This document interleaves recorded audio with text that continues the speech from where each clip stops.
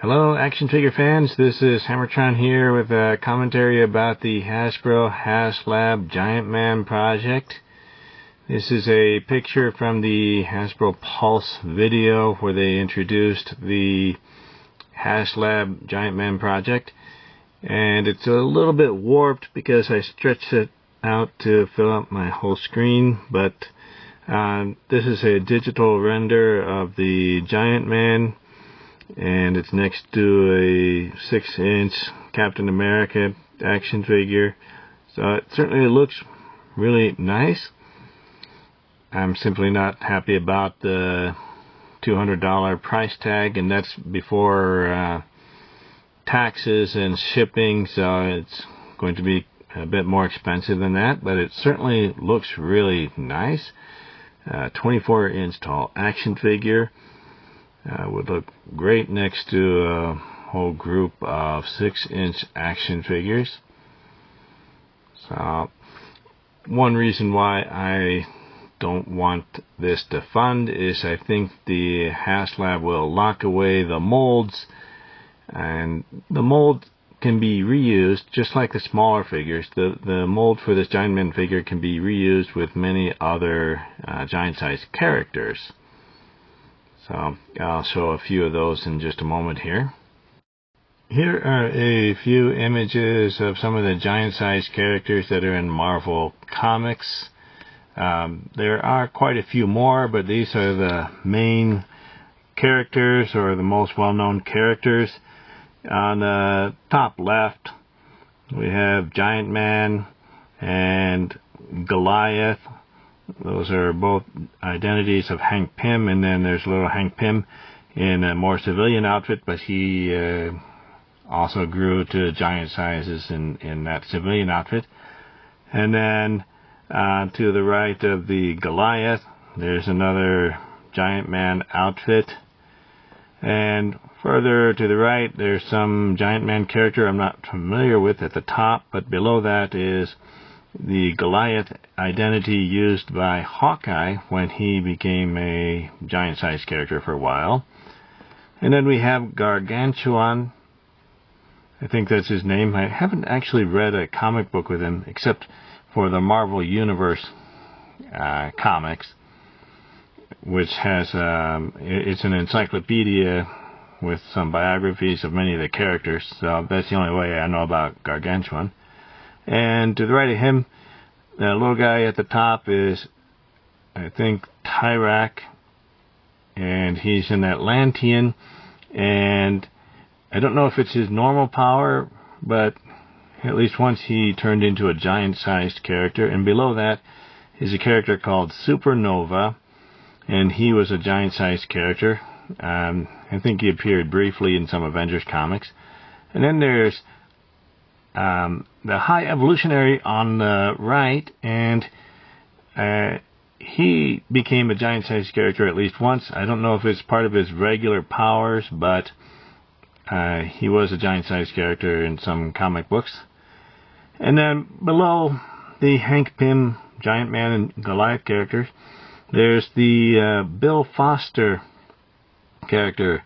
Bill Foster started out calling himself Black Goliath, and then he changed his name to Goliath, and he's had at least 3 costumes altogether.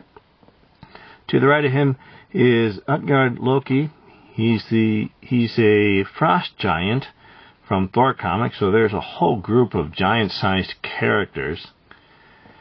And to the right of him, there's Earth Lord, and he was a giant-sized character that battled Thor a couple of times. And then to the right of him is the Tower, a mutant enemy of X-Men or X-Factor. And we'll go down to the bottom again. Bottom left is Titan. He's from the Shi'ar Imperial Guard. And then we have Apocalypse.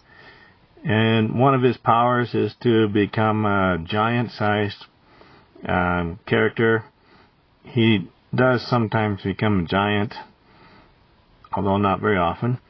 And then here we have Atlas and Goliath, which is the same character.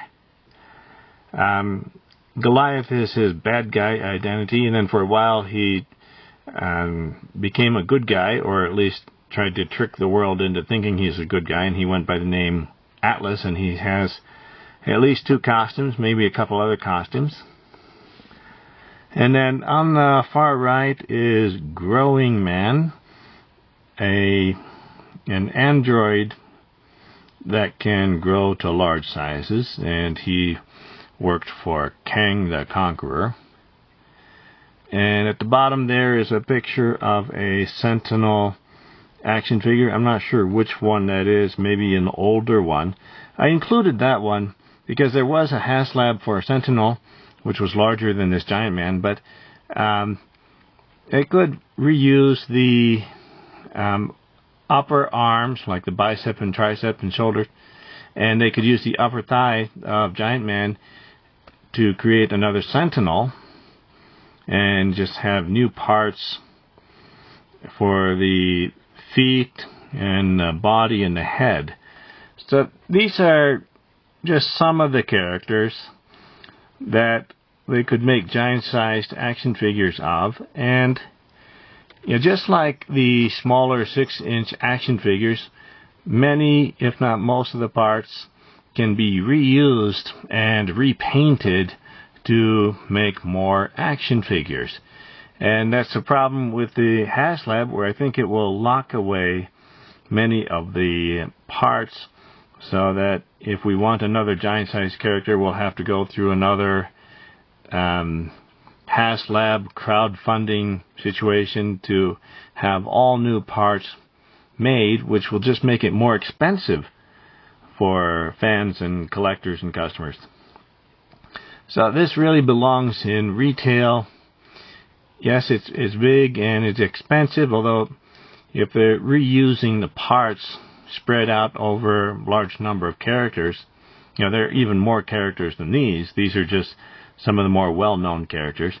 But there are so many giant-sized characters that they could reuse the parts many times, and that will reduce the costs, so that the fans and customers can have more action figures but also have lower costs. Just like the smaller action figures, where many of the parts are constantly reused and repainted and put together with other parts to create new characters. So here is the HasLab Giant Man project by Hasbro. I took a screenshot 1 minute after the funding period was closed, and it looks like it got 13,603 backers. So that's rather impressive. It looks like during the last day it gained 5,000, about 5,000, maybe more or maybe less than 5,000 backers in a single day. So that was rather impressive. So it reached the minimum goal of 10,000. I think 12,000 was to unlock the zombie faceplate, and 14,000 would have unlocked the Skrull faceplate, so that was not unlocked. So it's rather impressive how quickly it gained the number of backers it needed, and it certainly does look like a nice action figure, but I'm still disappointed it got funded, because that just encourages Hasbro to keep doing these HasLab projects, which makes the products more expensive and limits the distribution and availability, so only a certain number of people can get it.